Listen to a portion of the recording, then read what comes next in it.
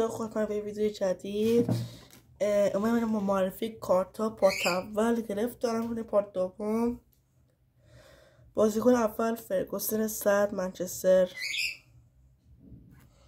بازیکن دوم ماردونا صد ناپولی، بازیکن دوم مسی صد بارسا،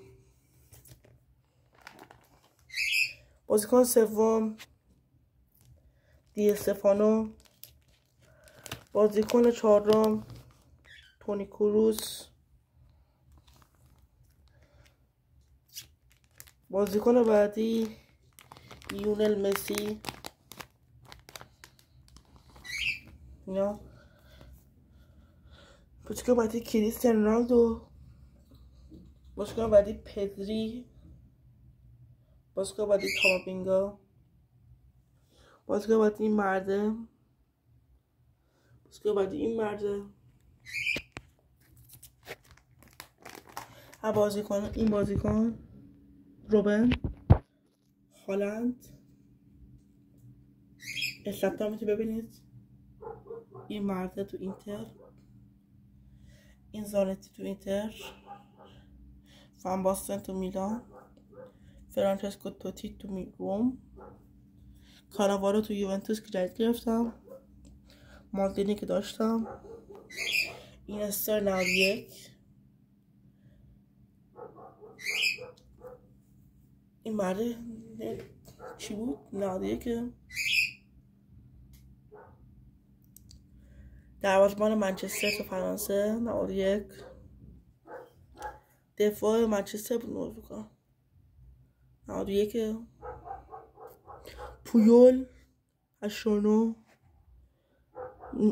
مهاجم رئال 90 و کورتوای 90 و کلوپ 90،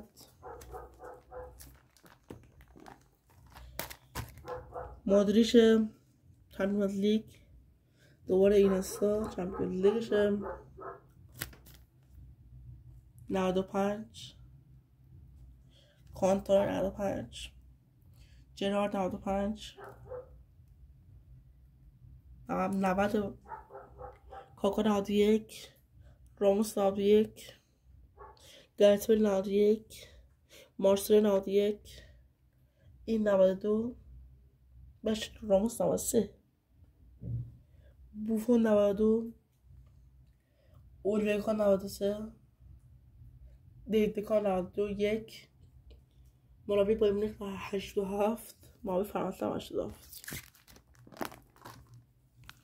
دوباره مربی بایر مونیخ چمپیونز لیگ 95، مربی این تیم 85، فران تورس 88، این مرد 89، دونوما 86، دراتون 90،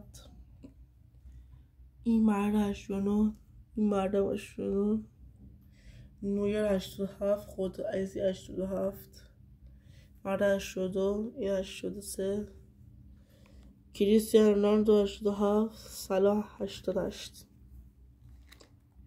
این مربی میلان 87، مربی ناپولی 87، مربی اینتر 86، مربی منچستر 86، ژان کانسلر 86، ماکینیر 86، رشفورد 84، والورده 86، جسوس 82، مردا 82، مارتینز 84، وارا 83، سالا 84، دیپا 81 و رمزی 83 و این مرد 81 و 83.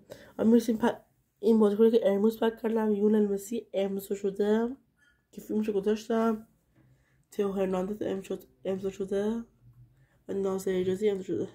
این سه نفر امضا. این مرد 70 84 دوباره 81 80 لوکچا 81 در این کار بخواد 81.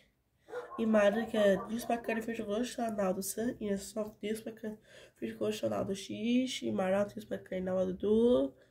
مربی آمریکا هم دیوز پک کردی 88. مارتینز هم دیوز پک کردی 80. این مرده هم 90 دیوز پک کردی و فرهاد مجیدی رو اشتباه تا ویدیو بعدی بدرود.